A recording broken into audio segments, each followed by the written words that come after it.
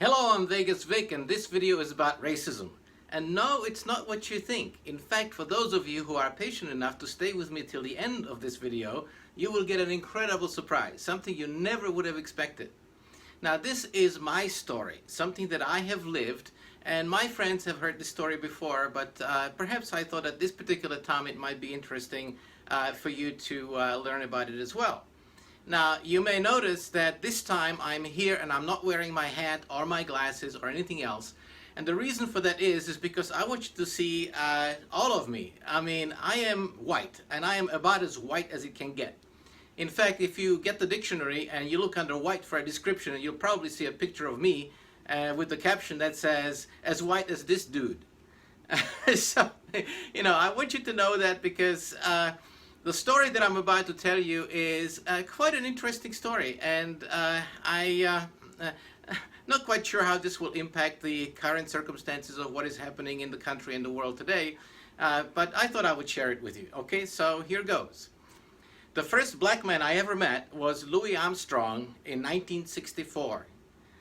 Louis Armstrong is a jazz legend and a trumpetist, just an incredible man, and it's probably where I get my love of jazz. And for those of you who know, I compose jazz music under the name Pappy Jones. Anyway, I was 9 years old at the time, and I was fascinated. I mean, I saw this man play, and I go, wow! Not because he was black, but because the way that he was playing the trumpet. I mean, it never occurred to me that he would be somehow a different kind of human being from me. Anyway, later on when I met him, he shook my hand, and I looked at his hand holding my hand, and I go, wow! And he looks at me and smiles with a big smile, and he says, "It doesn't rub off." And I kind of was taken aback, and I kind of looked at him, and I looked at my mother, and then they both laughed. and she said, "Well, this is just a different kind of person to what you are." And I said, as I remember, my mom used to tell me, I said, "Wow, can I be like that?" And then they smiled again and laughed, and she looked at me and says, "No, I'm sorry, son, you can never be this beautiful." And anyway, this story stayed with me all of my life, including through all of the traumatic experiences that I have had. Some of you may be familiar with the traumas that I've had in my life. But anyway, so fast forward now to Hollywood, and this was now almost about 40 years ago. Now, one of my first girlfriends was a black girl, and she was really black, and I'm talking about black, even darker than Lupita Nyong'o. Now, for those of you who know the story, Lupita has always been self-conscious about the fact that her skin tone is darker than her siblings. And she actually wrote a children's story about that, about how she felt different for having her skin tone to be darker than other people of her particular culture and family. Now, my girlfriend at the time was really black, and I mean really black. But I never thought about her as anything other than a beautiful woman that I wanted to be with. And it just never occurred to me that there was any kind of racism that was prevalent in the society and in the country. Now, I admit that I was probably naive and stupid, but it just never occurred to me. And all of my friends at the time were members of the Hollywood community. They were, actors, writers, producers, directors, and lots of people in the sports community, in boxing and other places. They were all black. And so I just hung out with them, and I used to go to parties with them, and it never occurred to me that somehow I was different, or somehow that there was some kind of racism going on, or any of this stuff. I was just completely, I guess, innocent or unaware.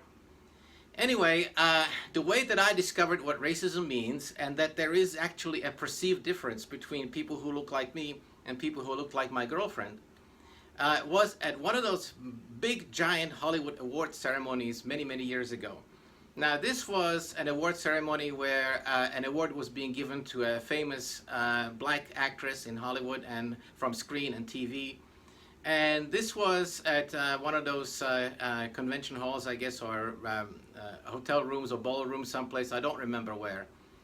And in that particular ballroom, there were about 350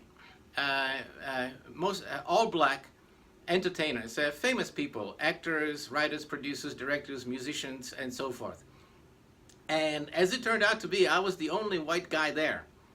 Now, I didn't know this was going to be the case because my girlfriend invited me and I had played piano at the time, so I was basically asked to sit at the piano and create some background music. Nobody was listening, so I was just tickling the ivories, improvising, and just making basically background sounds. And so the ceremony was going on, and there was a mixer, and everybody was there on the big dance floor, and they were all, drinking champagne or whatever it was that they were doing. And so I was taking a break, and I was walking along across this floor, this dance floor, and there were hundreds of people around me, and they were all black. And this is how I discovered what racism means. Either in a good way or a bad way, I don't know, but this is what happened. I was walking across the floor, and all of a sudden to my side, I hear a man saying, "Now listen, I know you gotta go, but when you come back, I'll meet you at the white dude." And the other guy said, but I don't know where he's gonna be, so how do I know where to meet you? And the other guy says, "Man, oh man, he's the only white dude here, so wherever he's at, that's where I'll meet you." And this took me aback because I, for the first time, realized that there was a perceived difference between the way I look and the way that everybody else there looked. So I looked over at him, and he caught my eye, and then we smiled, and then he and his friend burst out laughing, and I started laughing as well. So we kind of nodded to each other, and off I went. But this is the first time that I actually learned and experienced what is perceived by racism, because I had not considered myself to be different. And what's actually strange about this is that at that time, I was the minority. So you see, I didn't think that I was the one who was, I didn't think that they were the ones who were colored. I thought that I was the one who was colored because I was the only white dude there. And so the way it worked out, and I found it out later, is that many of the people, and this was before the era of cell phones and text messages or anything like that, they used me as a beacon. So whenever they wanted to meet up with somebody, they would say, "I'll meet you at the white dude." and the phrase was, "Wherever the white dude is at, that's where I'll meet you." and so I was at this party, and it just blew my mind because I had not up to that point realized or even was aware of the fact that I was somehow different to all of my other black friends. This was just incredible. But that's how I learned about what is meant by racism. Now, subsequently, I realized that there are many people who look like me, that look at other people who look like Louis Armstrong or my girlfriend at the time, and they see black people instead of just people. And I was just blown away at that time that I was looked at as something else than just another person at that party. And subsequently to that, I have found it, difficult to kind of stomach what's happening now, because I was never brought up in a racist environment. I was never brought up in a circumstance where I would look at somebody else and I would see their skin color and immediately somehow think of them as different from me. I mentioned in one of my other videos that one of my best friends is a black man. I never looked at him as a black man, but just as a friend. And my girlfriend at the time, I never looked at her as a black woman. I simply looked at her as a beautiful girl, and I enjoyed being with her. The fact that we broke up had nothing to do with the fact. I actually moved to Las Vegas, and that was it. So anyhow, so that's my story and how I came up with an understanding of what racism actually is. And ever since that time, I had never had any kind of difficulties whenever being in the company of black people or people of any other race or color or creed or origins. I simply look at them as the same as me. And I was kind of taken aback at that party because they looked at me as somebody who was different. So, I was the odd one out. And that's how I learned what it means to be the odd one out and how to be perceived as different. Anyway, so that's my story. I don't know if you enjoyed it or not, but I hope you did.